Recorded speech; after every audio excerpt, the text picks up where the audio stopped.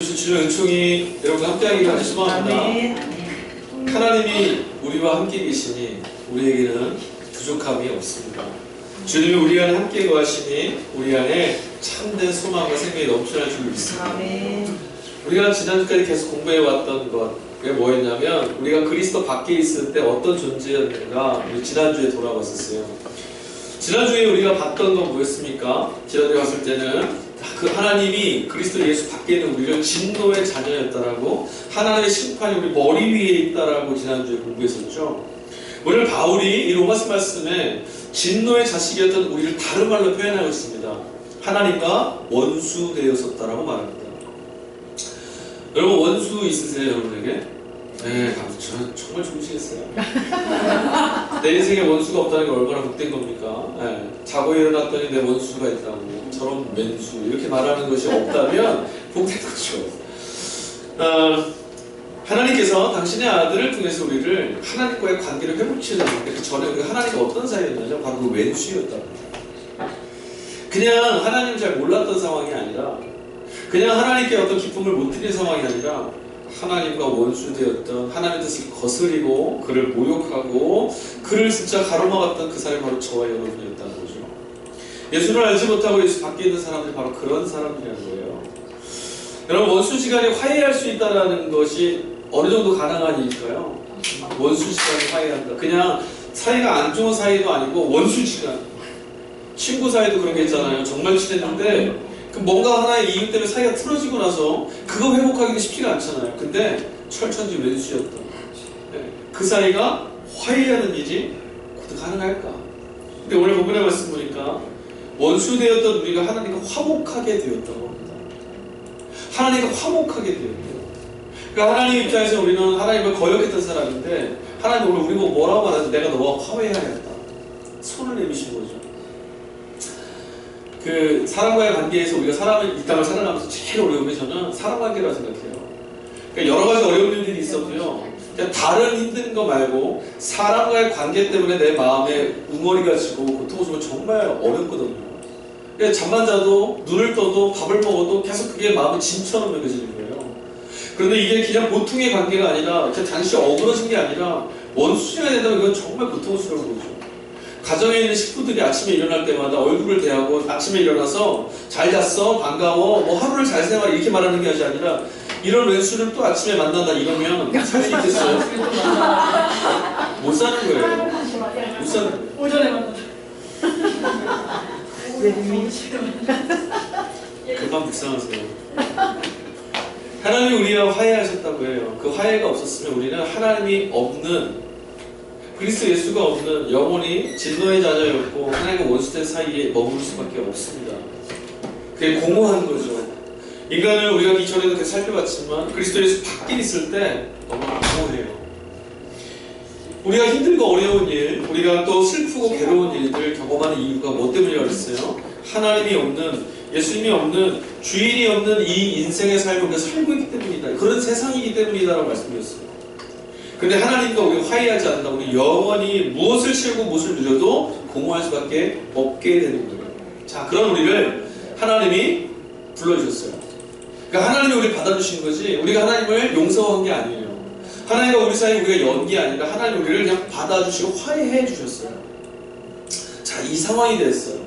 근데 예수님 안에 있다면, 그리스도 안에서 우리가 화해했다고 바울이 이야기하는데 그러고 나서 우리에게 어떤 일들이 일어날까? 그러니까 그리스도 안에서 하나님과 화해된 우리는 하나님을 볼 때 어떤 마음을 갖게 되는가? 이게 오늘 우리가 배워야 될 때문이에요. 하나님을 떠올릴 때, 하나님을 바라볼 때, 하나님께 예배할 때 우리의 마음 안에 무엇이 있는지, 우리의 마음이 어떤 마음으로 주님을 보게 되는지. 여러분 오늘 예배하실 때 하나님을 딱 마음속에 담을 때 어떤 마음이 가지셨어요? 어떤 분은 하나님 생각할 때마다 무서워하는 분도 있고요. 어떤 분은 하나님 생각할 때마다 좀 피해야겠다라고, 내 안에 꼭꼭 감춰야겠다고 생각하시는 분도 있고, 어떤 분들은 하나님 볼 때마다 친구 같다라고 말하는 분도 있고, 하나님 볼 때 따뜻함이라고 말씀하시는 분도 있어요. 다 다양하죠. 근데 성경은 우리에게 하나님 앞에 나갈 때 우리의 마음을 설명해주는 부분들이 있는데 우리 그걸 좀 찾아보려고 해요. 히브리서 신약성경 히브리서 10장 18절에서 19절 말씀인데요. 찾아볼까요? 찾아봅시다. 신약성경 히브리서 10장 18절에서 19절입니다. 히브리서 10장 18절 19절 찾으셨으면 한번 읽어볼까요? 자, 시작. 이것들을 사하셨은즉 다시 죄를 위하여 제사 드릴 것이 없느니라. 그러므로 형제들아 우리가 예수의 피를 힘입어 성소에 들어갈 담력을 얻었나니. 아멘. 히브리서 기자가 본문 말씀을 썼는데 뭐라 써요? 히브리서 기자는요, 유대인들의 전통과 문화에 입각해서 지금 예수의 복음을 설명합니다. 즉 뭐냐면 유대교 안에 있었던 이 구약 시대에 있었던 전통과 문화를 배경으로 예수님을 말씀하고 소개하는 거예요. 여기서 지금 보면 하나님 앞에 성소에 하나님의 성소 앞에 담력을 갖고 나갈 수 있게 됐다. 예수의 피를 힘입어서 용기를 갖고 하나님 앞에 나가게 됐다, 이렇게 말하고 있어요. 구약 시대에는 하나님께 나간다는 건 제사 지내는 거였거든요. 성소에 가서 제사를 지내죠. 그런데 여러분, 하나님 앞에 아무나 나갈 수는 없습니다. 천지의 주제이신 하나님 앞에 부족하고 연약할 뿐만 아니라 죄악으로 인해서 얼룩져 있는 하나님의 뜻과 전혀 상관없이 사는 걸 좋아하는 우리가 하나님 앞에 나간다는 건 정말 불가능한 일이죠. 하나님이 소멸하시는 분이었어요. 그래서 우리가 죄를 가지고 나가면 그 앞에서 버티고 견딜만한 게 아무것도 없어. 다 타버리는 거죠. 구약 시대는 얼마나 힘들었냐면 제사장들도요, 하나님이 예배한 제사장들 성소 안에 하나님이 임재해 계신다로 하는 시온좌, 그러니까 지성소 안에는 대제사장만 들어갈 수 있었어요. 그도 그냥 막 들어가는 게 아니라 1년에 딱 한 번, 온 백성들을 위하여서 속죄하는 대속죄일에 한 번 들어가는 거예요. 한 번. 근데 그것도 힘듭니다. 유대교 전통 안에는 탈무드에 무엇을 얘기해 주냐면 제사장, 대제사장이 성소에 들어가서 예배를 집전할 때, 제사를 하나님 앞에 드리러 갈 때 무엇을 작업을 먼저 했냐면 발목에다 줄을 매달아 놨어요. 그 안에 들어가서 사람이 움직이는 소리가 안 들리는 거, 뭐 기척이 없다. 그 땡겨가는데 움직이지 않아요. 그럼 죽은 거예요. 끌어당겨서 끄집어내는 거예요. 왜? 아무도 못 들어가니까. 아무나 그 대지성단에 못 들어가니까요. 그만큼 하나님 앞은 어미한 자리였어요. 그러니까 누구도 이 하나님의 은혜를 누리기 위해서 하나님께 나아갈 수가 없는 거죠. 하나님이 은혜를 풀어주시지 않으면 아무도 그 은혜를 누릴 수가 없습니다. 하나님을 그들이 하나님이 우리를 구원하시고 우리 은혜를 베푸시고 우리 용서하시는 분이라고 알게 되었음에도 불구하고 하나님께 나갈 수가 없는 거예요. 자칫 이게 너무 좋다고 해서 손을 내밀면 죽어요. 그러니 아무리 좋다고 해도 내 마음대로 다가갈 수 없는 이 벽이 있었던 거죠. 그런데 오늘 히브리서 기자는 뭐라고 말하냐면 예수의 피를 힘입어 우리가 담력을 얻어 하나님 앞에 나아가게 됩니다 라고 합니다. 여기서 담대하게라는 말은 용기를 내어서라는 게 아니고요, 용기가 막 생겼다는 말이 아니고요, 마땅한 것처럼 나가게 되었다라는 말이에요. 그게 뭐냐면 이전에는 하나님 앞에 나가려면 뭔가 어마어마한 용기를 가져야 돼요. 죽을지도 모르니까. 근데 지금은 그리스도 예수 안에서 어떻게 하나님께 나가냐면 당연한 것으로 나간다는 거예요. 여러분, 만약에 아이들이 부모님한테 뭐 필요한 게 있어요. 그러면 편지를 써서 아버님, 어머니들이 문자나 편지를 보내는 거죠. 몇 년, 몇 월, 몇 시, 몇 시에 아버님을 뵈러 안방으로 가겠습니다. 날 좀 만나주십시오. 유도해 주십시오. 이러지 않잖아요. 그죠? 똑똑똑. 뭐 요즘은 그러진 않게 벌컥 문을 열고 들어오죠. 왜요? 어떻게 가능하죠? 아버지와 자녀의 관계가 회복되어서 내가 이 집안에 있는 당신의 딸입니다, 당신의 아들입니다 되면 마땅한 거예요. 두려움이 없이 용기를 내어서가 아니라 당연한 거죠. 지금 우리가 예수님 때문에 어떤 관계가 되냐, 하나님 앞에 그냥 당연하게 내가 당신의 자녀라고요 하고 나갈 수 있게 됐다는 거죠. 히브리서 기자는 예수를 통해서 우리가 하나님과의 관계가 이렇게 됐다고 말하는 거예요. 자녀와 아버지의 관계, 너무나 당연한 관계, 어색하지 않은 관계가 되었다는 거예요. 히브리서 기자가 강조하는 건 그거 하나예요. 예수를 통해서 우리가 하나님을 아버지라 부를 수 있게 되었다. 자, 그 다음에 무슨 말이 나오냐면 두려움 없이라는 말이 나와요. 신약성경 요한 1서에 보면 4장 18절에 그런 말을 해요. 사랑에는 두려움이 없습니다. 완전한 사랑은 두려움을 내쫓습니다. 두려움은 징벌과 관련이 있습니다. 두려워하는 사람은 아직 사랑을 완성하지 못한 것입니다 라고 사도 요한이 말합니다. 여러분 어떠세요? 지금 우리가 예수님 믿어서 하나님과 우리 사이가 자녀와 아버지가 되게 됐는데 혹시 여러분 하나님 앞에 선다는 그 마음에 두려움이 있진 않으세요? 아니면 하나님을 믿고 있음에도 불구하고 하나님 앞뿐만 아니라 우리가 사랑하는 세상을 향한 두려움이 있진 않으세요? 하나님 우리 아버지가 되시는 순간, 예수를 믿어 하나님 우리 아버지가 되시는 순간 우리에게 주어지는 큰 특권은 뭐냐면 두려움을 내어 쫓을 수 있는 용기가 우리가 생긴다는 거예요. 그러니까 예수를 믿으면 두려움은 안 돼요. 예수와 함께 우리가 갖고 있다는 게 하나님이 나와 함께 계신다는 것이고 내가 하나님의 자녀가 있다는 것이거든요. 그러니 두려움이 소멸돼야 돼요. 하나님의 백성이 두려움을 안고 있다는 건 뭔가 문제가 있는 거죠. 하나님과의 관계를 성경은 또 사도 요한은 뭐라고 하나 사랑이라는 단어로 설명을 합니다. 하나님을 우리를 사랑하시고 우리가 하나님을 사랑한다. 하나님을 두려워하고 있다라고 말하면 죄의식 때문에 괴로워하고 있다면 용서받음에 대한 즐거움을 모르고 사는 거예요. 여러분 우리가 예수님 믿어서 죄사함을 받았다는 사실을 믿으십니까? 아멘. 죄사함 받았다. 우리가 이런 사람이면도 하나님 이렇게 용납해 주셨다.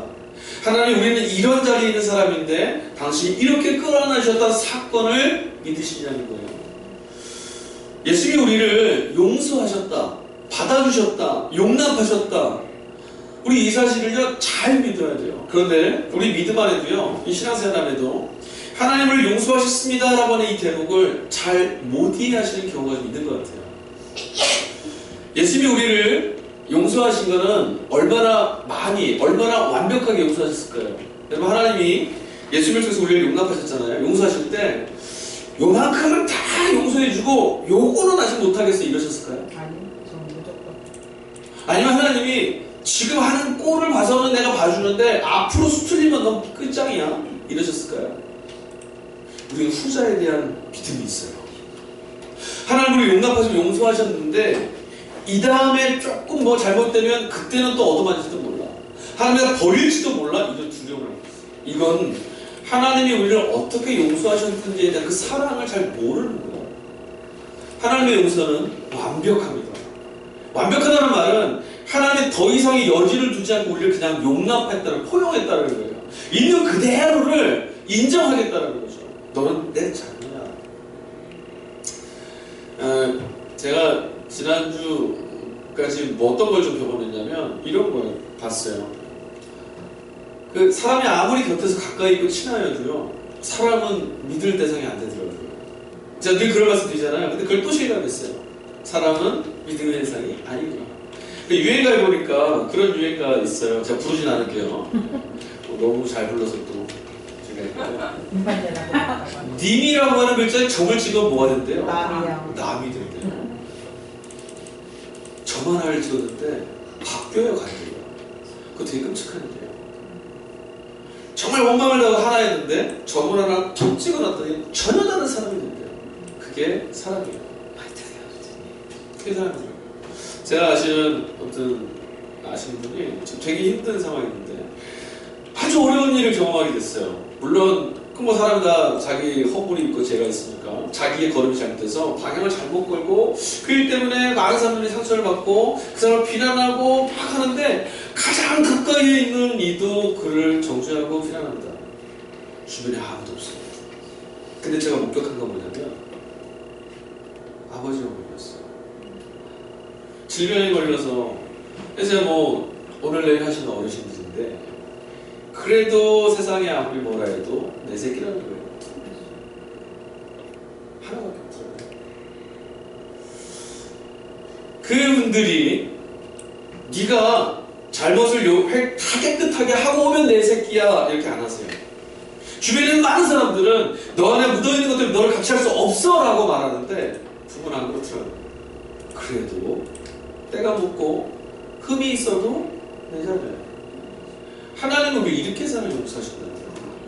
네가 깨끗해졌으니까 내 자녀라는 게 아니라 내가 너를 깨끗하게 봐준다는 거예요. 그러면 한번 질문 드려볼까요? 우리가 여기서 막 부러집니다. 하나님 뭘 하실까요?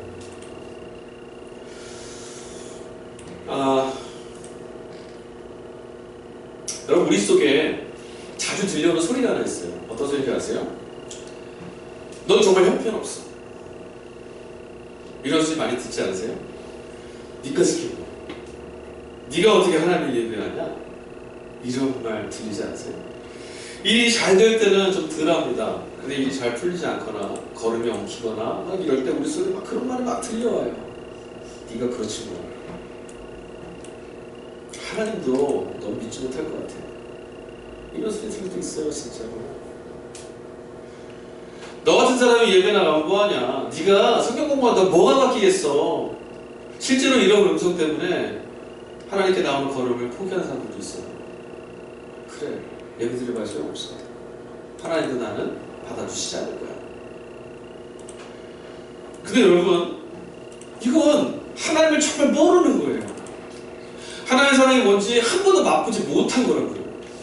우리가 말하는 성경이 이야기하는 하나님께 감사하십시오, 당신의 아들 중에 우리에게 구속의 주를 베푸시오, 하나님을 찬양하십시오라는 이 기쁨이 어떤 기쁨인지 모르는 거예요. 지금. 여러분, 네가 교회를 다닌다고, 네가 예배를 드린다고, 네가 말씀을 읽는다고, 네가 뭐 되고 넌 안 돼 라고 하는 음성은 누가 하는 말입니까? 성경에 하나님은 그러면서 함수적이 하나도 없어요. 죄인이라 할지라도 하나님께 돌아올 때마다 하나님은 용납하시고요, 하나님을 부르시는데도 계속 반대로 죄를 짓는 이들에게도 하나님 끊임없이 그를 불러요. 제가 새벽 기도 하면서 열왕기를 읽었는데요, 이 북왕국에 있는 아합 왕의 이야기를 읽고 있었어요. 아합 왕이 정말 나쁜 놈이거든요. 하나님 입장에서 보면 이런 놈은 없어요. 정말 하나님 백성인 이스라엘에 왕으로 세워놨더니 우상 바알을 앞에다 세워놓고 당신의 선지자 다 잡아 죽이는 나쁜 놈이에요. 근데 본문을 읽어보면 아합이요, 하나님 앞에 잠깐 너 이제 죽었어 이 말 듣고 그가 겸비하여서 금식을 하고 하나님 앞에 나갔더니 하나님이 그를 용서해요. 그리고 또 뭐라고 하냐면 그가 또 잘못하니까 하나님이요 선지자를 너 죽을 거야 계속 얘기해요. 근데 생각해보니까 정말 죽을 놈이면 말 안 하고 그냥 죽이면 되잖아요. 그죠? 근데 끊임없이 얘기하세요. 선지자를 보내고 사람을 보내고 너 돌이키지 않으면 너는 하나님 벌하실 거야. 계속 얘기해요. 그 말은 뭐예요? 돌아와라. 하나님 이것입니다. 우리에게 들려오는 이 소리는 하나님의 말씀이 아니에요. 성경에서는 하나님이 그렇게 말씀하시지 않아요. 우리에게 이 음성이 들려올 때 그 소리는 어디서부터 오느냐? 바울의 표현대로 한다면 공중것을 잡은 자가 우리에게 들리는 소리예요. 하나님을 신뢰하지 못하도록, 하나님을 떠나도록, 무리에서 이탈해서 무너지도록. 동물의 영 같은 거 보면 사자가 사냥을 할 때 들소나 물소대를 이렇게 가만히 정착을 합니다. 바로 뛰어들지 않아요. 왠 줄 아세요? 물소나 이런 것은 초식동물이지만 사자 가다 들이받으면 죽어요. 못 덤벼요. 무엇을 정탐하냐면 가장 힘이 없고 달려들었을 때 뒤처질 만한 녀석을 찾는 거예요. 물에서 이탈되는 뒤떨어지는 그놈이 죽는 거죠. 공중권을 잡은 자가 우리에게 들려주는 이 소리가 뭔지 아세요? 너는 쓸모없어. 너는 안 돼. 하나님도 너에게는 이 음성은 공중권을 잡은 자가 우리를 하나님의 사랑으로부터 이탈되도록, 하나님도 그래, 하나님도 어쩔 수 없어 라고 하도록 그걸 끊어놓는 거죠. 하나님은 성경을 통해서 우리에게 이렇게 말씀하세요. 내가 너를 완전히 용납했다. 네가 용납받을 만한 것이 아니라 내가 너를 완전히 용납했다. 내가 너를 사랑한다. 또 뭐라고 말씀하시냐면 너는 내 품 안에 있는 내 자녀다 라고 얘기하세요. 지금도 분명합니다. 여기는 의심의 여지가 없습니다. 왜? 그분이 그렇게 선언하셨어요. 그걸 입증하려고 오늘 로마서 말씀에 보면 그걸 입증하려고 하나님 당신의 아들을 내어주셨다고요. 내가 너를 이만큼 사랑하는 걸 증명하시려고. 믿음은요, 믿고 싶어 하는 것을 믿는 게 아니라고 했어요. 믿음은 내가 믿고 싶은 것을 믿는 게 아니라 하나님이 하신 말씀을 그냥 믿는 거예요. 하나님이 하신 말씀을 받아들이는 거고 하나님이 그래 하셨구나라고 인정하는 거예요. 그게 믿음이에요. 내가 바라보고 내가 듣고 싶고 내가 원하는 것, 좋은 것도 우리가 원하지만 나에게 안 좋은 것도 자꾸 들으려고 하거든요. 사실은 우리의 믿음이요, 안 될 거에 대한 믿음이 훨씬 강해요. 아닌 것 같죠? 여러분 다 그래요. 하나님 여러분의 내일을 책임져 주실까요? 아멘. 여러분의 지금의 문제가, 지금의 이 터널이 하나님 내일 그 밝은 빛으로 이끌어내실 것을 믿어지세요? 이 믿음과 아무리 해도 안 돼! 이 믿음과 어디가 더 강해요? 우리는 뒤에 더 강해요. 우리가 죄를 지을 때 어떻게 해야 될까요? 우리 죄를 지으면 이제 회개하잖아요. 하나님과 관계 안에서도요, 안에 있어도 죄에 우리가 넘어질 수 있어요. 그때 우리가 어떻게 기도하나요? 제가 한번 기도를 해볼 테니까 여러분 들으시고 맞습니다. 그럼 그렇게 기도해야죠. 아닌 것 같은데요. 둘 중에 하나 반응해 주시면 돼요. 하나님, 제가 또 죄를 졌습니다. 용서해 주십시오. 용서받은 평화와 기쁨이 임할 때까지 용서를 구하겠습니다. 하나님, 용서해 주세요. 자, 이 기도는 맞는 기도입니까? 틀린 기도입니까? 틀린 것 같아요. 틀려요? 뭐가 틀려요? 이미 용서했어. 그 여러분 정말 이렇게 기도하세요? 아니. 그런 것 같아요. 근데 난 이렇게 기도하진 않아요. 그럼 뭐 아는 거예요? 하는 거예요. 우리의 기도가 잘못됐어. 이게 아니에요. 이렇게 기도해요. 하나님, 내 안에 아무리 감추려고 해도, 내 안에 아무리 숨기려고 해도, 내 안에 아무리 가려두려 해도 나는 또 이런 죄를 짓는 자군요. 하나님, 그런데 내 안에 이런 것들이 감춰져 있음에도 나를 용서해 주신 거군요.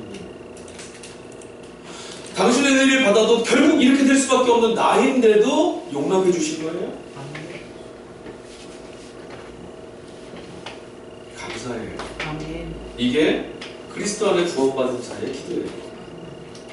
꼭 기억하십시오. 우리가 죄에 넘어졌을 때, 시험에 넘어졌을 때 용서해 주세요, 저를 벌하지 마세요라는 건 하나님이 용서하시면 아직 경험하지 못한 거예요. 내 새끼라니까요. 세상에 돌을 던져도 넌 내 거야, 이 말이에요. 그러면 감사하는 것밖에 남지 않아요. 회개가 그래서 주께로 돌이킨 게 기뻐야 돼요. 주께로 나아가는 게 감사해야 된다고요. 내 허물이 발견되었을 때 죄책감에다 숨고 도망가는 것이 아니라 이런 나를 용서하고 받으셨다라고, 그래서 감사하면서 나가야 되는 거예요. 회개해야만 죄가 없어질까요, 여러분? 아니요, 회개는 죄를 없애는 게 아니에요. 기억하지 못하는 죄도 용서해 주십시오, 이렇게 기도할 때도 있죠. 내가 좀 구하지 못하는 죄까지도 용서해 주시고, 기억나지 않는 죄 다 기억나게 해주셔서 용서해 주세요, 하나님. 그것도 아직 하나님 잘 모르는 거죠. 하나님 다 용서하셨어요. 그냥 우리가 발견하지 못하고 우리 안에서 지금 꼭꼭 숨겨져 있는 것 뿐이에요. 우리가 용서받는 효력은 우리가 회개하고 기도하는 게 있지 않아요. 당신의 아들 예수를 보내신 그 예수를 통해서 우리를 구원하신 하나님의 은혜가 어디 있는 거예요. 그게 우리를 구원하는 거죠. 우리가 뭔가를 더 해서가 아니라 앞으로 이렇게 할 거니까가 아니라 하나님이 우리를 그렇게 받아주시기로 작정하셨다는 거예요. 그래서 우리는 죄책감과 정죄로부터 자유로워지는 거예요. 예수의 십자가 사건을 우리가 받아들이고 하나님이 우리를 이렇게 용납해서 살아났다는 걸 믿는 순간부터 우리는 죄책감이라는 무거운 짐으로부터 자유로울 수 있는 거예요. 기독교인은, 그리스도인들은, 주님을 믿는 하나님의 자녀들은 어떤 짐으로부터도, 사단의 어떤 공격으로부터도 자유할 수 있어요. 제가 몇 번 이런 말씀 드렸죠. 이제 귀신을 축사할 때 그런 경우가 있습니다. 귀신이 이게 시연분하고 같이 기도를 하게 되면 기도하는 자를 공격해요. 니까지 게 뭔 기도를 해. 너도 나쁜 놈인 거 알아. 이렇게 마음을 찔러와요. 네가 목사야. 네가 혼자 있을 때 무슨 마음 들고 다 알고 있는데 하나님이 너를 그렇게 보시는 것 같아? 이렇게 하죠. 그런 말문이 확 막히는 거죠. 왜? 정죄감에 부끄러움이 도망가고 싶거든요. 그럼 지는 거예요. 근데 뭐라고 하라 그랬어요, 제가? 맞아. 예수님이 없었으면 난 죽었어. 나는 원래 그런 놈이야. 근데 하나님이 이런 나를 품으셨거든. 나 그분의 이름으로 너에게 왔어. 이거예요. 자유로워져. 담대하셔도 돼요. 그러면 여러분, 회개는 쓸모없는 걸까요? 이미 용서를 다 해주셨으니까 회개하지 말까요? 회개를 왜 할까요? 회개는 돌아가는 거예요. 있어야 될 자리, 있어야 될 관계로 돌아가는 거예요. 하나님 앞에 우리 잘못과 허물을 인정하고 하나님이 우리를 용서해 줬음을 고백하고 하나님이 이런 나를 사랑하셨음을 다시 확인하는 게 바로 회개예요. 그러니까 나는 하나님 앞에 있고 하나님의 사랑 안에 머무는 자입니다 라는 것을 고백하는 거죠.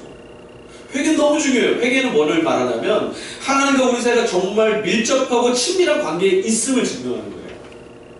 하나님이 회개를 잘 못한다는 얘기는 난 하나님과 지금 친하지 않다는 거예요. 내가 하나님의 용서하심과 하나님의 사랑에 익숙해 있는 사람은 주님! 다시 돌아가요.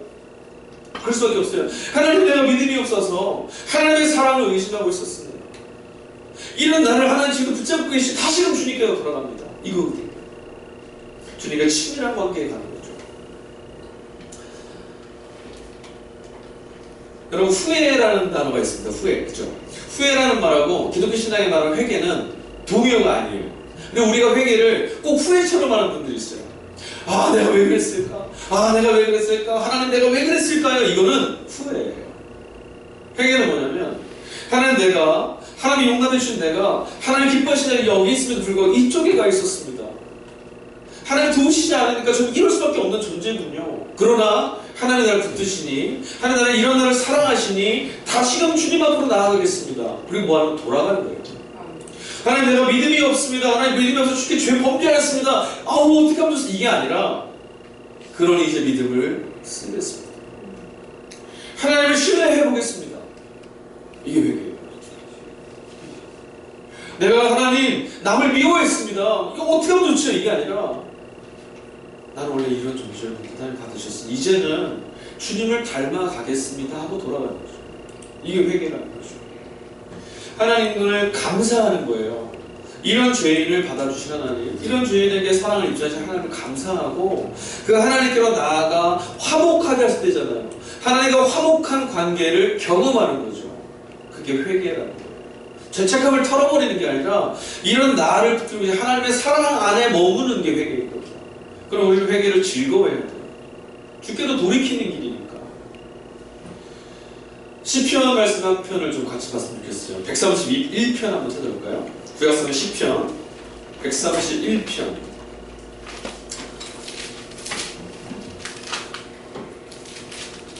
2절 말씀을 한번 읽어보겠습니다.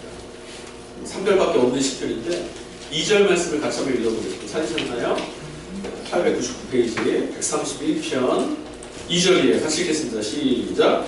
실로 내가 내 영혼으로 그리워하고 피곤하게 하기를 젖된 아이가 그의 어머니 품에 있음 같게 하였나니 내 영혼이 젖된 아이와 같도다. 아멘.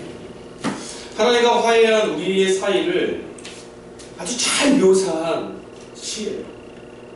하나님의 용서하심 안에 있는 사람들의 모습을, 영적인 모습을 잘 묘사한 시가 바로 이 131편입니다. 이 안에서 지금 시인은 뭐라고 말하냐면 내가 젖된 아이 같다라고 지금 고백합니다. 이쪽에 있는 친구들은 이제 하나도 모를 거고요. 이쪽에 계신 분들은 이제 생각을 기억해야 되신 건데요. 젖된 아이. 젖을 뗀 아이는 이유식을 이제 엄마 젖을 딱 끊고 이유식을 먹는 아이예요. 이 말은 이제 더 이상 젖을 먹지 않는다는 거죠. 젖을 뗀 거예요. 왜 젖된 아이라고 지금 표현한 줄 아세요? 다른 수많은 표현을 말고 내가 하나님 안에서 젖된 아이와 같습니다. 이렇게 말하는 이유가 있어요. 젖먹이 아이가 아니라 젖된 아이와 같습니다. 이게 젖을 막 엄마 안에서 이제 애기들이 젖을 물고 있을 때 배고프면 막 울어요. 그죠? 얼마나 힘차게 우는지 아시죠? 죽기 살기로 웁니다. 엄마 젖을 물려주면 조용해요. 땀을 뻘뻘 흘리면서 엄마 젖을 빨아요. 그러다가 슬쩍 빼면 어떻게 되죠? 막 우는 거예요. 학자들에 따르면 왜 그렇게 우냐면 아이가 이런 마음을 갖는 반응이래요. 이제 나를 굶겨 죽이는 거예요. 진짜로. 그때는요 엄마가 엄마인지 몰라요. 그냥 나를 살려주는, 나를 살게 하는 배부르게 하는 무엇인 거예요. 그러니 울면 날 좀 살려줘 하는 표현이에요. 그래서 사는 거죠. 근데 이제 젖을 떼면 어떻게 되는 줄 아세요? 젖을 뗄 때쯤 되면 이 아이가 내게 젖을, 내가 울 때마다 젖을 물려줬던 이분이 엄마라는 분이야. 이분은 내가 울 때마다 언제나 방치두지 않고 언제나 한 걸음 가면 내 배고픔을 채워줬어. 이분이 있으면 난 안 죽어. 이거예요. 젖된 아이는 엄마와 심리적인 애착 관계가 형성된대요. 젖을 물고 있을 때 그때 무엇이 형성되냐면 엄마와 자신의 관계가 무엇인지의 관계가 형성된다는 거예요. 그래서 아이들이, 젖먹이 아이들이 막 울 때 빨리 반응해 주어서 아이를 울음을 그치게 해주지 않으면 이 애착 관계가 깨져요. 엄마 품에 이 애착 관계가 형성돼서 엄마 품에 안겨있는 아이를 한번 생각해 보십시오. 그 평안. 엄마 품에 안겨서 따뜻한 쉼을 얻고 있는 그 상태. 그것을 누릴 수 있음을 알고 있는 그 상태. 이게 바로 그리스도인의 상태라는 거예요.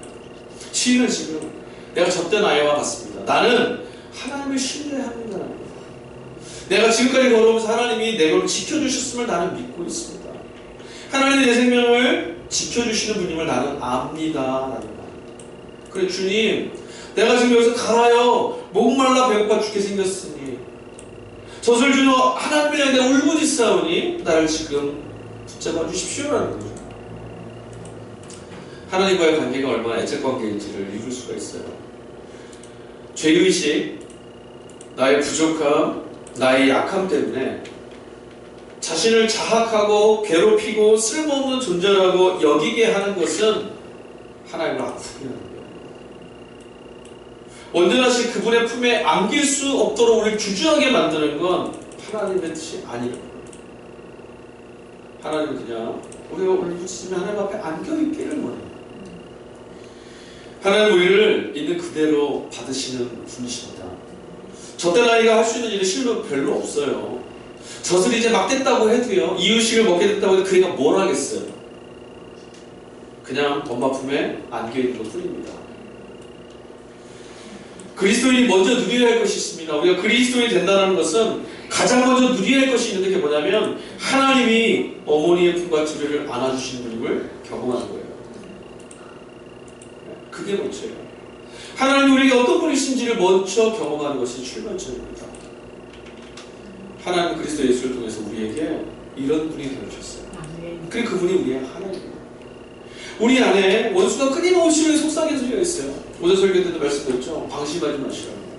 끊임없이 들려오는 이야기와 끊임없이 우리가 경험하는 사건들과 일상의 일들이 우리를 뭐하게 만드냐면 하나님과의 사이를 멀어지게 만들어요. 그리고 하나님이 없는 상태가 뭐라고요? 하나님이 없는 상태가 우리가 불행하고 불쌍한 상태가 되는 거죠. 그러니까 하나님 우리를 그렇게 연약한 우리를 그리스도 예수를 통하여 이미 그대로 받으셨다는 거예요. 그래 여러분, 예수님께서 우리를 용납해 주시는 도구가 되셔서 십자가에 주신 그 사실이 우리에게 무엇을 의미하느냐? 나 자신이 쓸모없고 나 자신이 연약하고 내가 또 무너지고 소망의 빛이 보이지 않아도 이런 나도 내 안에 뭐가 있는지 아직도 모르는데 그런 나를 하나님이 사랑하고 있다는 것. 이 사실들을 성경이 약속하는 하나님의 이 말씀을, 하나님이 우리에게 전해주신 이 말씀을 내가 믿고 싶은 바, 내가 들려오는 바 그것을 붙잡는 것이 아니라 이 하나님의 말씀을 붙들고 하나님이 내게 이런 분이시구나 하는 것을 곱씹고 그 하나님을 묵상하고 그 하나님의 사랑을 깨달아가는, 그 하나님의 사랑에 깊이 빠져들어가시는, 그 하나님의 사랑이 우리를 살리고 있음을 경험할 수 있는 저와 여러분 될 수 있기를 주의 간절히 축원합니다. 그리스도 예수 안에 하나님 우리를 화목케 하셨어요. 이 사실을 믿으시기 바랍니다.